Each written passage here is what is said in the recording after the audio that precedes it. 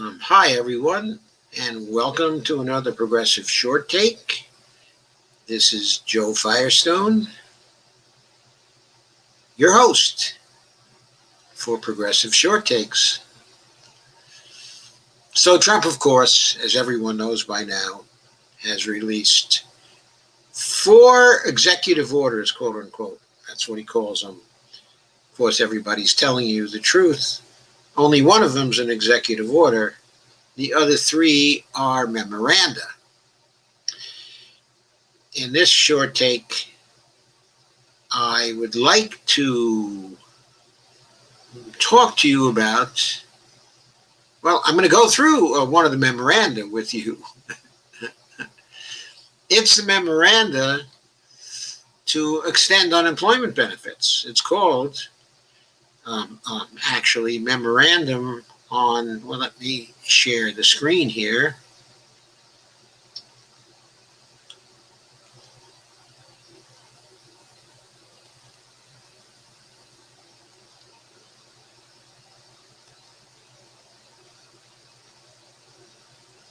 Okay. It is entitled,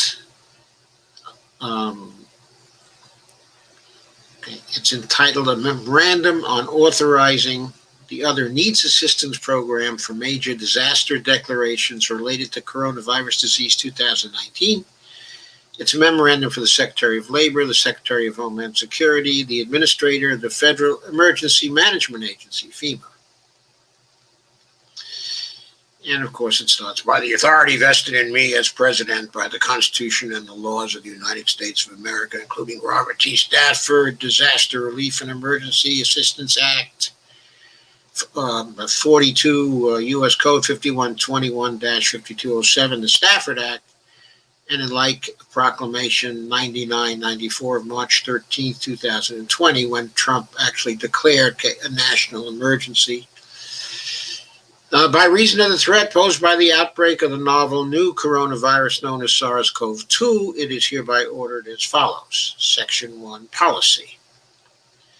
Protective measures enacted by states and localities across the country to prevent loss of life from COVID-19 have resulted in millions of Americans becoming unemployed and in need of assistance. Yes, and since they were so ineffective, they also resulted in millions of Americans dying from COVID. I shouldn't say millions of Americans. It's actually only 167,000 as of today.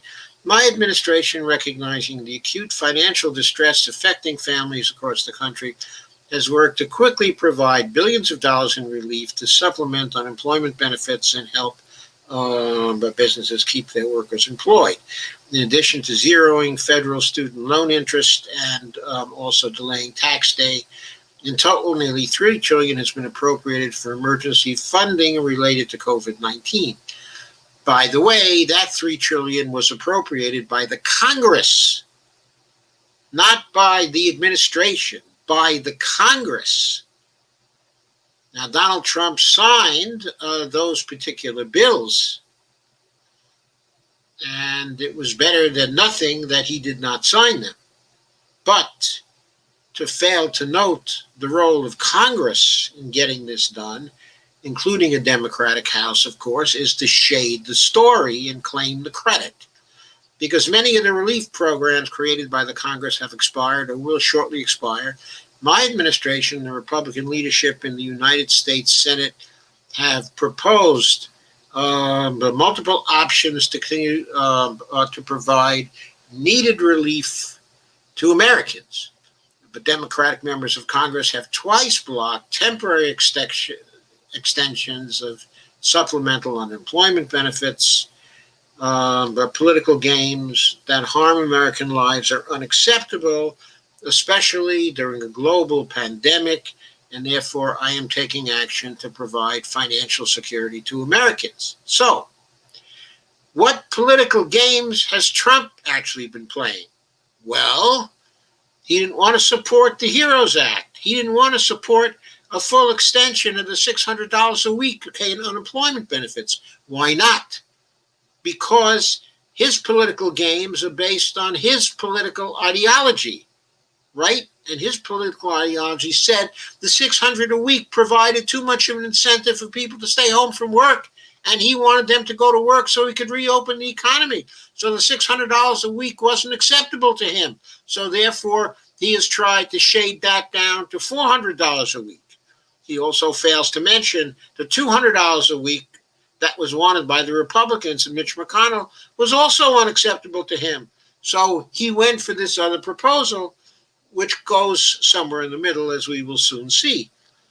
Then he talks about the CARES Act. He says included $150 billion appropriated directly to state, territorial, and other local governments through the Coronavirus Relief Fund to cover costs incurred due to the COVID-19 emergency. As of the latest report from the Treasury Inspector General regarding state expenditures, more than $80 billion of CRF dollars remain available to supplement the billions of dollars states have received in other federal assistance, such as the $8.8 billion in emergency assistance that was provided under the Stafford Act.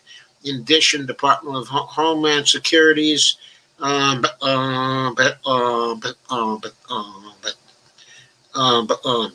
their disaster relief fund, the DRF, has more than $70 million in emergency assistance funding available. Why did he mention the states and the amount of money that's still left in the CRF? We'll see as we go along.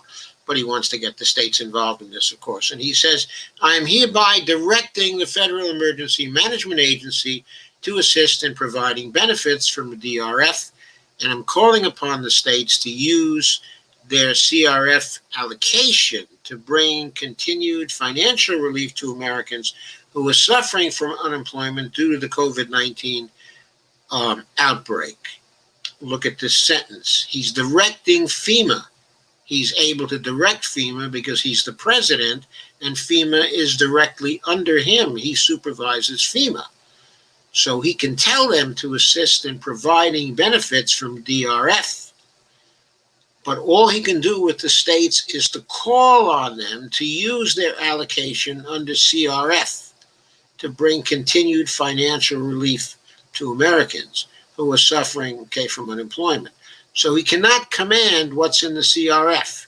All he gets to command is what is available through FEMA. So Section 2, providing disaster relief funds. On March 13, 2020, I declared a national emergency recognizing the threat posed by COVID-19. I hope it's not too churlish, but to mention that it's been estimated that if he had acted a week earlier on this, he could have saved something like, 46,000 lives? Is that the figure? I think that's the order of magnitude. If he had acted on March the 6th instead of acting on March the 13th. But not to mention what would have been the case if he could have acted as he might have as early as a month earlier than March 6th. I also determined that same day that the COVID-19 outbreak constituted an emergency of nationwide scope pursuant to 501B of the Stafford Act. All states have activated their emergency operations centers working to fight the spread of the virus. As of April 18, 2020, I've declared a major disaster exists in all states and territories as a result of the virus and have authorized emergency protective measures pursuant to Section 403 of the Stafford Act for each. That is all well and good. But while he's done that, he has also encouraged states to open up the economy, to reopen as soon as they can. And he's worked to prevent the situation where the states could keep their economies closed because they had enough money for the states in federal assistance that the states would not have to feel pressed due to shortfalls in revenues. He has backed the Republican thrust by Mitch McConnell to do no more for the states than was done in relation to the CARES Act. Going on, to provide financial assistance for the needs of those who have lost employment as a result of the pandemic, I am directing up to $44 billion from the DRF as the statutorily mandated 75% federal cost share. You see, if he works through the FEMA Act, states have to share in that. Okay, it's statutorily mandated that the federal cost share can only be 75%. So he's directing up to 44 billion, which would be at 75%. States have to take him up on that offer.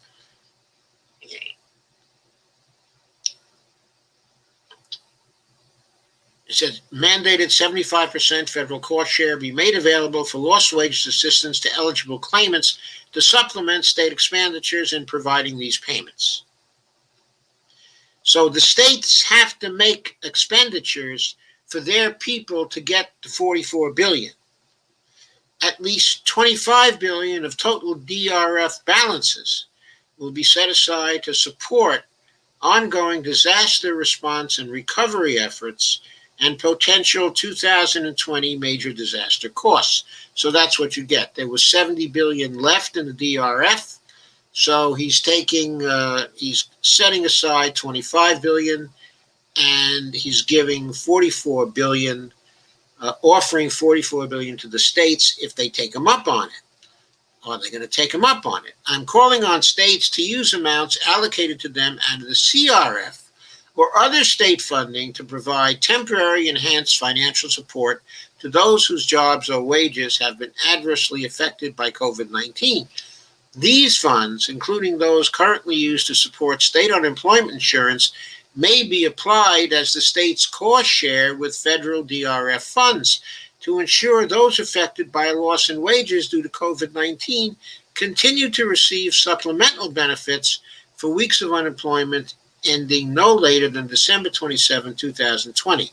States should also identify funds to be spent without a federal match should the total DRF balance deplete to 25 billion. So, are states going to take them up on this? That's the question. Are they going to take them up on this? The states have already planned to use funds from the CRF for other purposes. The states are currently threatening to make state workers unemployed, teachers, firemen, policemen, state civil servants unemployed to the tune of, job losses based on state cutbacks are estimated by one think tank to be likely to amount to as much as 5.4 million people going on unemployment insurance. They'll be going on unemployment insurance and they'll be eligible for this assistance. So by not giving the states direct support, what the Republicans are doing, including this administration, what they're doing is they're forcing the states to create 5.4 million more unemployed people to draw on this very small amount of 44 billion. Folks, that 44 billion is going to be gone in just about a month. And the extra $400 a month is not enough anyway. But are the states going to buy into this particular program? When they're pressed and on the point of cutting people off anyway, already on their payrolls, why would they contribute to this program? What's in it for them? What's in it for them? Yes, there's more money for people that are on their unemployment rolls. But what's the good of more money for people who are on their unemployment rolls when they're going to only have to pay new unemployment? In other words, here the states will be getting $300 a person, $300 a person for people already unemployed from the federal government. But they're going to have to pay out $350 a person on the average to newly unemployed people who are going to lose their jobs as a result of the fact that this administration has refused to sign on to the HEROES Act that would give the money to states that's necessary for them to keep those 5.4 million people employed. This is basically robbing Peter to pay Paul. It's robbing Peter to pay Paul, and it's only going to be temporary assistance anyway. It's not going to work to bump up the economy. It's not going to work to make this administration look good, because this administration remains adamantly opposed to providing state assistance on the order that could really help the states, like $1 trillion. In the HEROES Act, there's $1 trillion for the states. In this, there's nothing for the states. There's $300 a person. There's $44 billion, and that's going to cost the states $25 billion. Why should any of them sign on to this? What is the point for them? Who figured this baloney sausage out?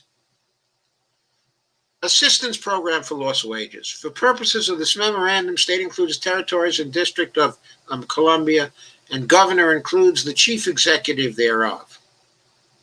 To help meet the needs of the American people during this unprecedented, continuously evolving public health crisis, Secretary of Homeland Security, acting through the FEMA administrator, is authorized to make available other needs assistance for lost wages in accordance with Section 408E2 of the Stafford Act to the people of a state, including the members of any tribe residing therein. If the governor requests lost wages assistance and agrees to administer delivery and provide adequate oversight of the program for a major disaster. So, the governor has to agree to administer delivery. That means the governor has to develop a new system to administer delivery, because it can't go through the state's current unemployment insurance system. That would be illegal. That's a different system. This comes under the heading of emergency aid to states. So the states have to develop a system where they're going to get the $300 per person from the federal government, and then they're going to have to dispense it to the people who are unemployed in their state. How is the computer system to dispense that money going to be connected up to the computer system currently dispensing unemployment insurance benefits to people in the state? How long is it going to take to make that happen? This is not going through the regular unemployment insurance system. It's different. Under particular conditions. The governor requests from the FEMA administrator a grant for lost wages assistance pursuant to 42 U.S.C. 5174 and so on, and agrees to the cost sharing requirement. The governor administers delivery of financial assistance for lost wages in conjunction with the state's unemployment insurance system. Then the states would have to modify their unemployment insurance system. That seems to be what this implies, unless the executive branch interprets it but differently. I'm not sure what they mean by in conjunction with, but if they mean it has to be directly tied to the unemployment insurance system, integrated, computer-wise, software-wise, into the unemployment insurance system, that can't happen in just a few weeks. That's a job of a few months. This is for the purpose of getting $44 billion in assistance from the federal government. In exercising this authority, the Secretary acting through the FEMA administration shall, subject to limitations above, approve a lost wages assistance program that authorizes the governor to provide a $400 payment a week, which shall reflect a $300 federal contribution to eligible claimants from the week of unemployment ending August 1st, 2020. And then it goes on with eligibility, circumstance consideration. There's nothing wrong with those. But the point is, it's going to be very difficult to implement this in any reasonable amount of time, and it's going to cost the states money that they don't have. Why should any state actually do this when the delay the administration has introduced, in part by putting forth this particular executive order,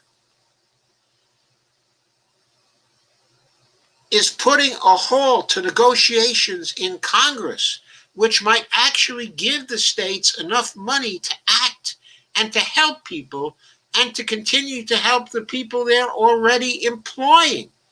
I mean, this is insanely inadequate. Insanely inadequate. Now, some people say it's constitutionally questionable.